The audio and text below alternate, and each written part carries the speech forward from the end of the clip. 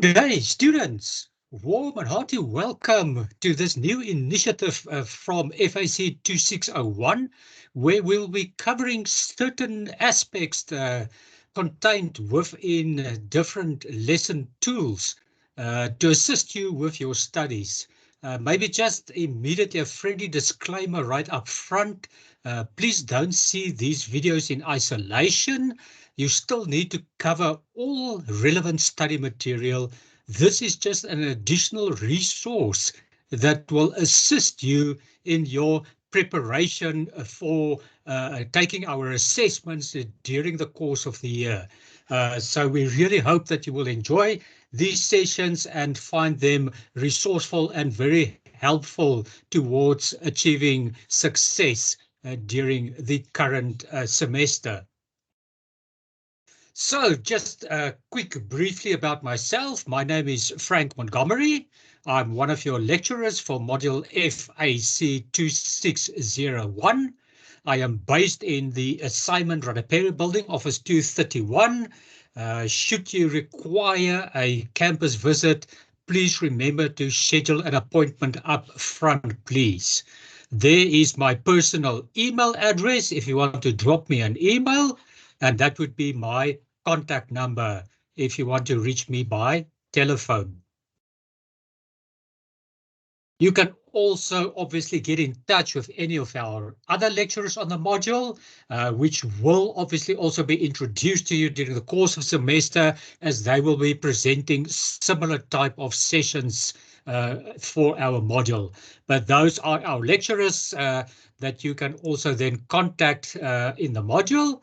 Or you can make use of the Moodle message function. You will see there's an option to send a message directly to either of these lecturers or myself, and then we can react and respond to your specific question or query that you might have on Moodle. Or alternatively, this is an important email address to jot down now and keep track of. That is our dedicated model email address, fac2601@unisa.ac.za. That email is manned on a weekly basis, and if you send through a query, our aim is to respond within a period of 24 to 48 hours to the specific query that you might have.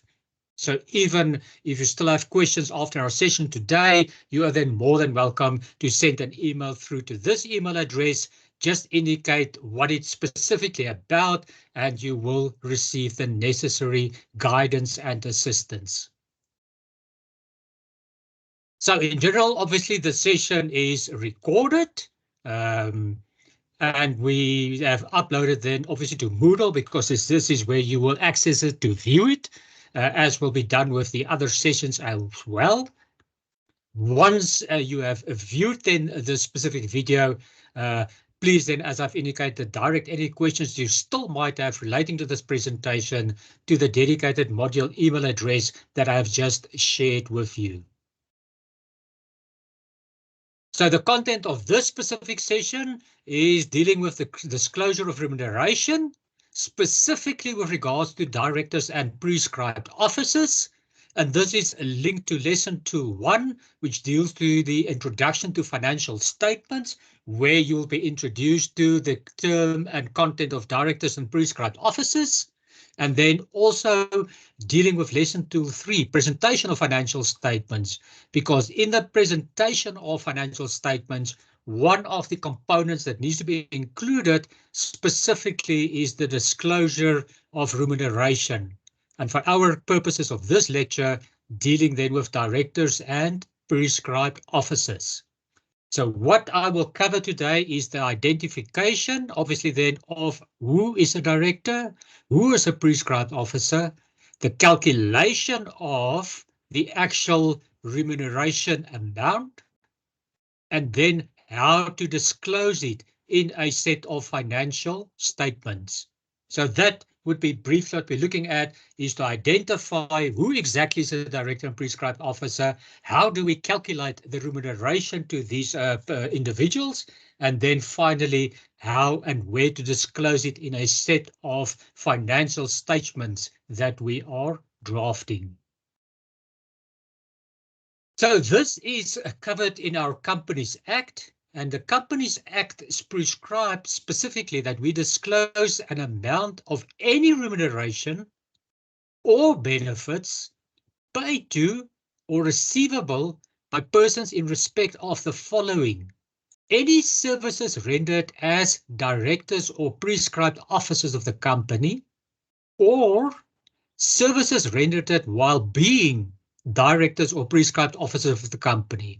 So if they render a service as a director or a prescribed officer, they will obviously receive a salary for that.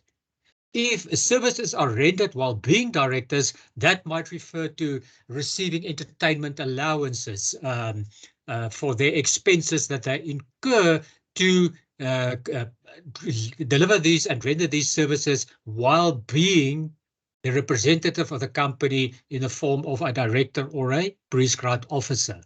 So any amount that they receive in the form of remuneration or benefits needs to be disclosed specifically here.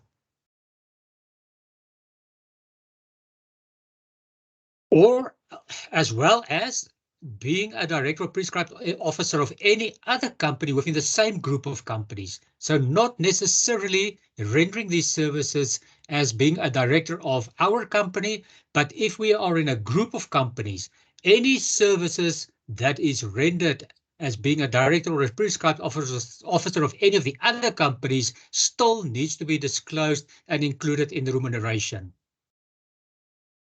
Otherwise, in connection with the carrying on of the affairs of the company or any other company within the same group of companies.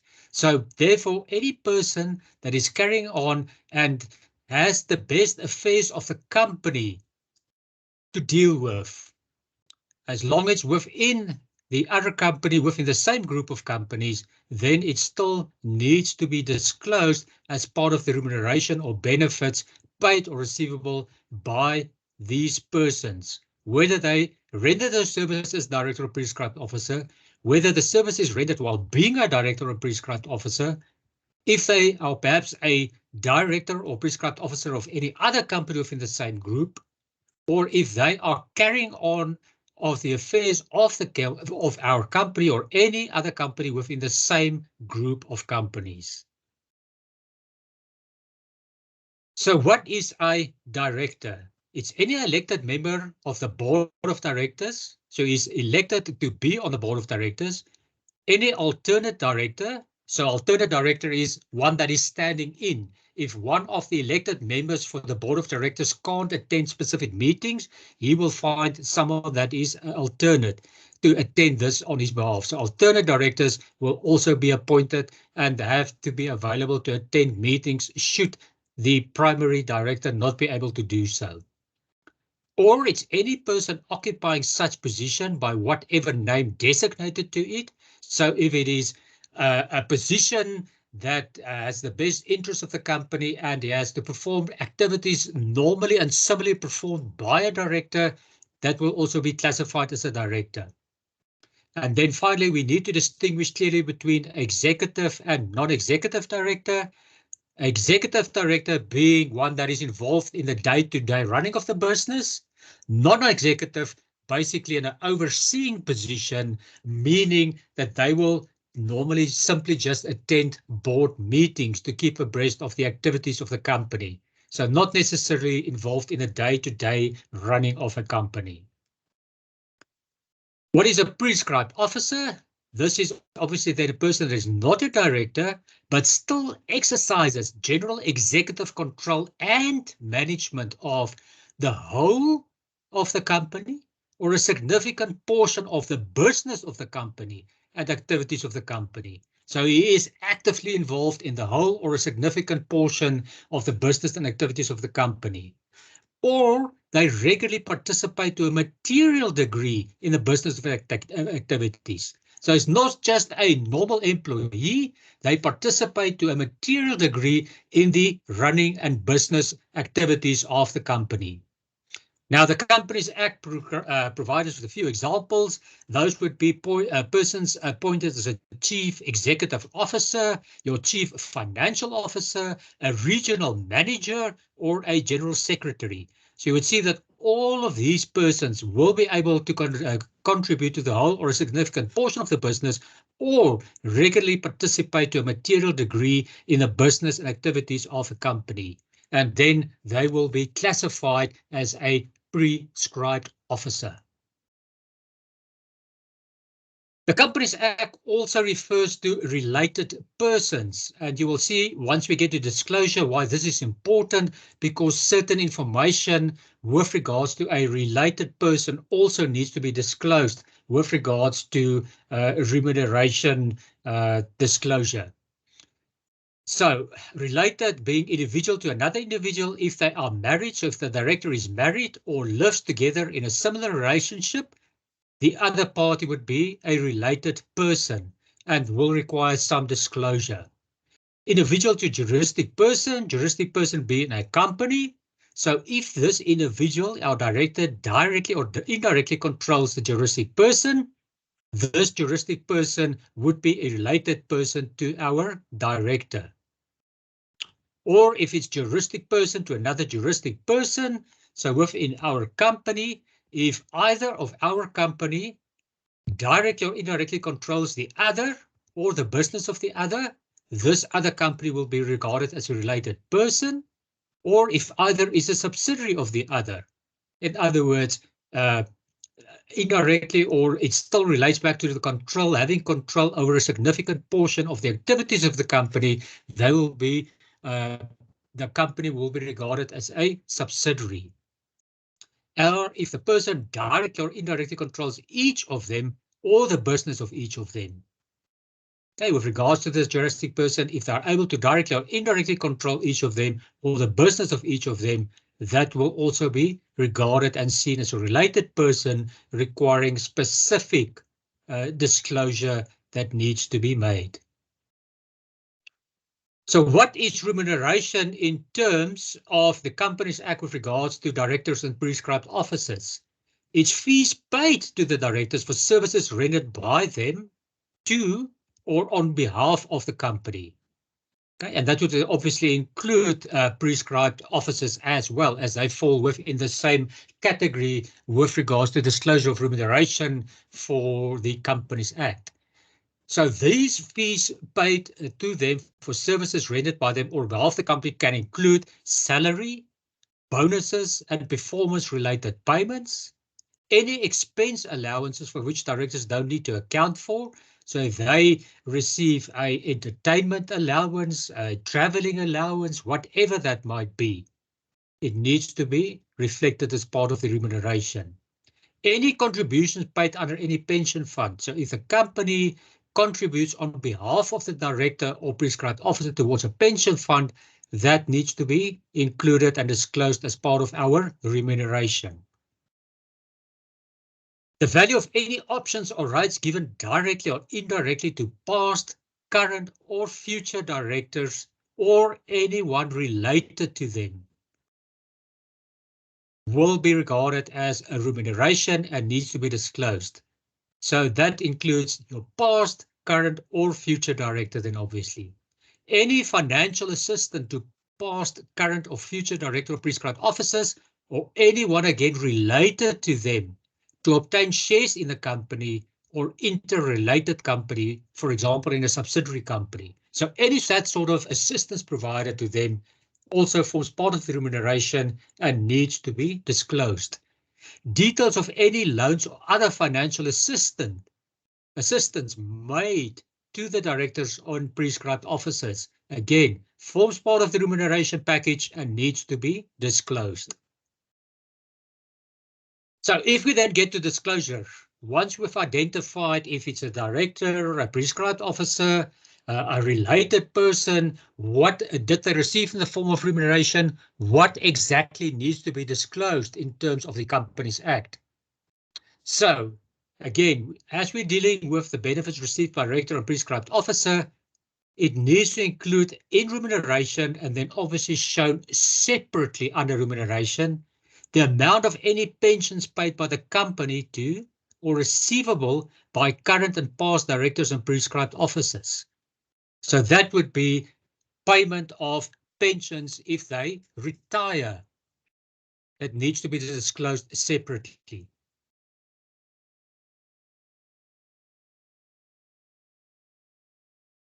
Okay, and I've said, sorry, I missed the first one there. The remuneration benefits received by each director prescribed officer needs to be disclosed. So that would be your salary, your bonuses, your allowances, those sort of things.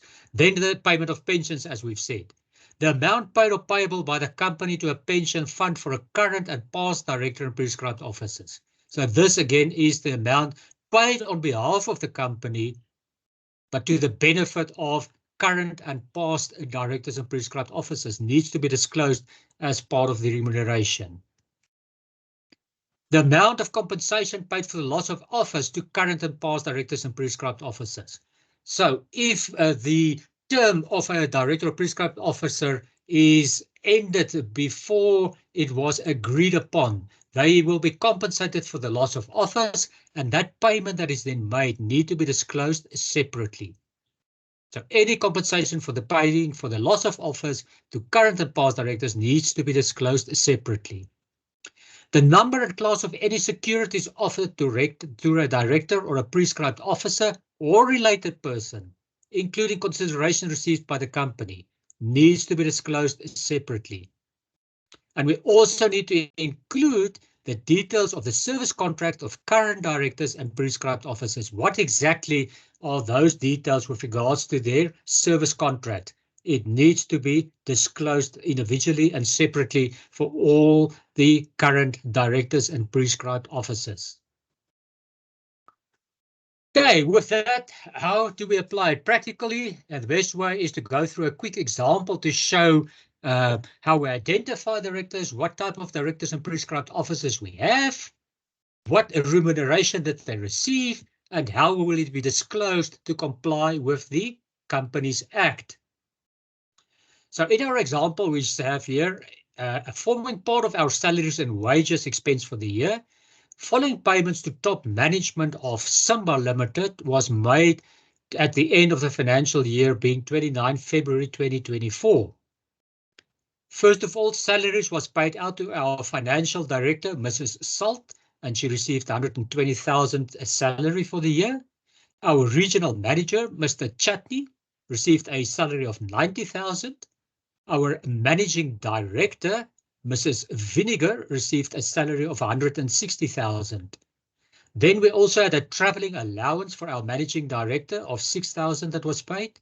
We had an entertainment allowance for our regional manager, 3,000 was what was paid. So these basically then expenses and allowance to carry on their service as being a director or prescribed officer of the company.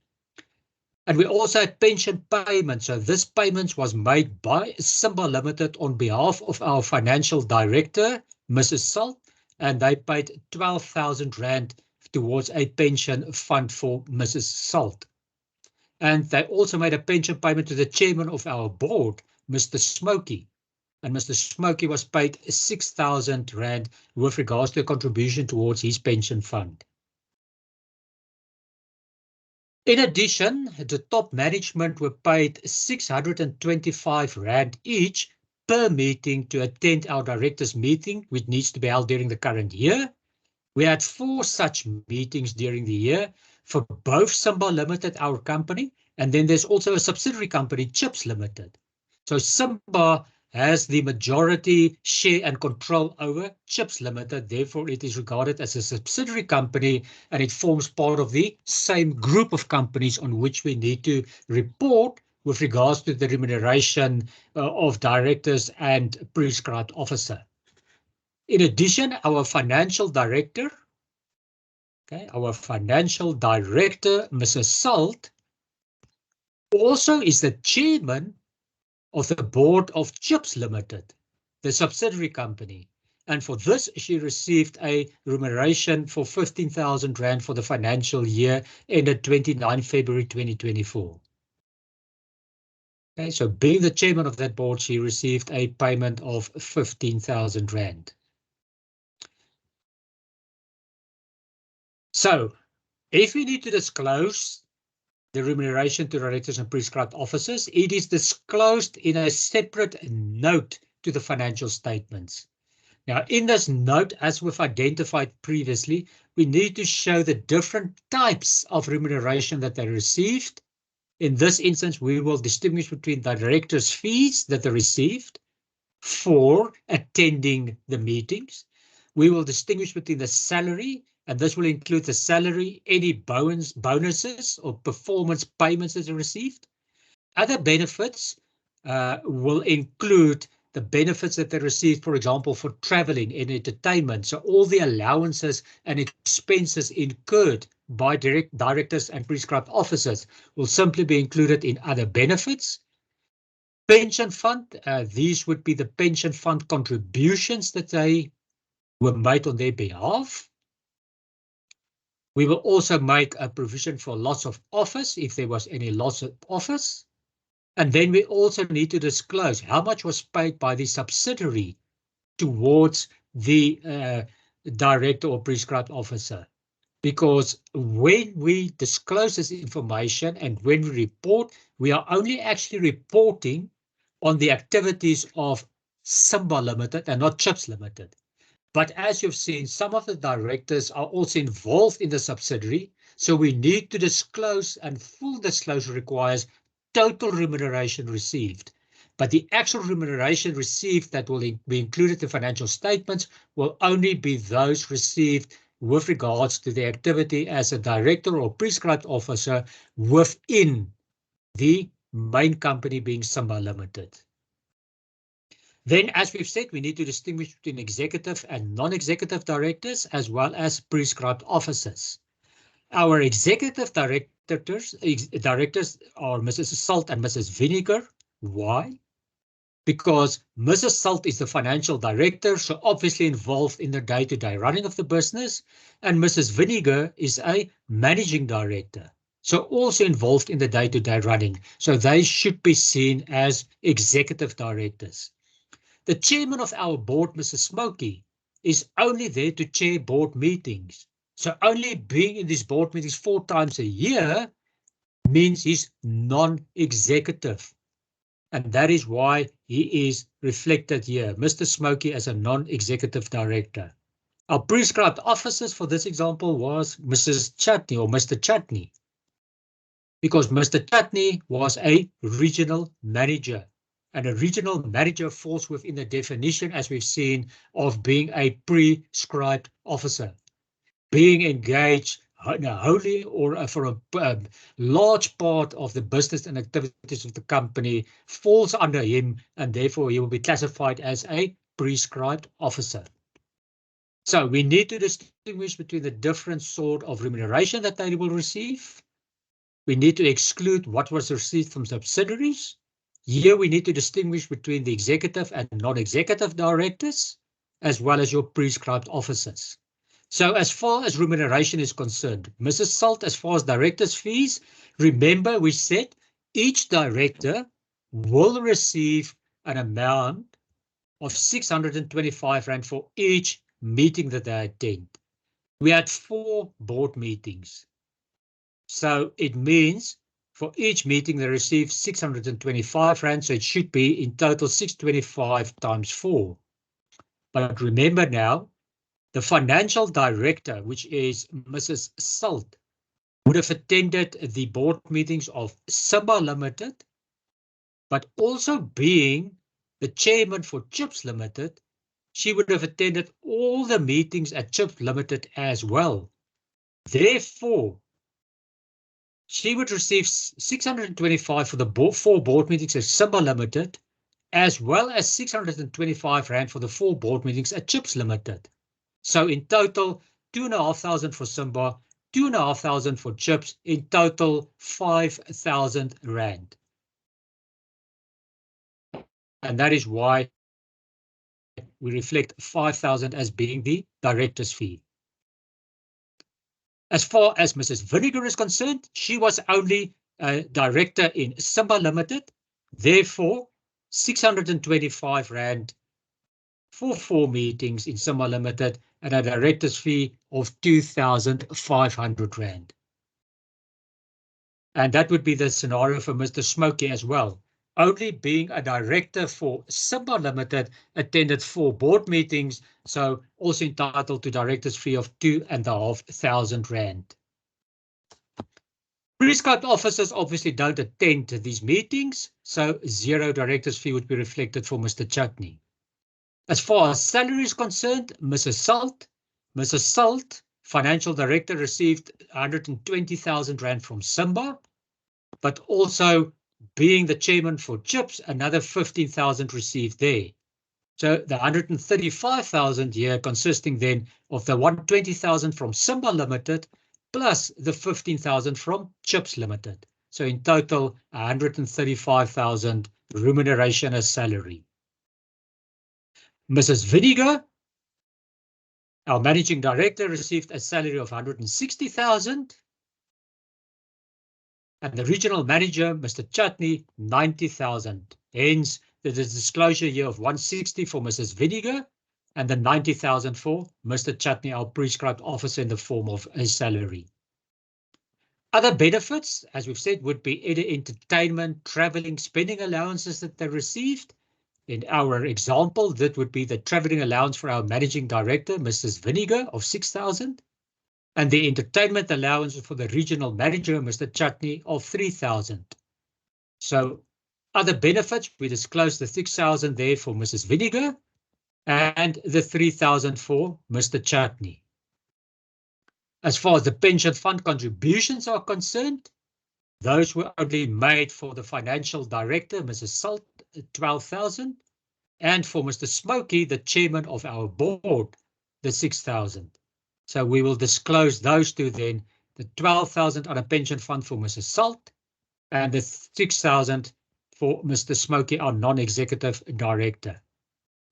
The amount that was then paid by the subsidiary would have been the payments made to Mrs. Salt by CHIPS Limited, the subsidiary company, and that is included in all these amounts. So what does this consist of? It consists of the 15,000 that he received from CHIPS Limited. Remember, this 15,000 as being the chairman of the CHIPS board, as well as the attendance of the 4 board meetings at CHIP Limited, for which she would have been paid R625 per meeting. So 15 plus the 2,500 that comes from the board meetings, meaning subsidiary paid a total amount of 17,500.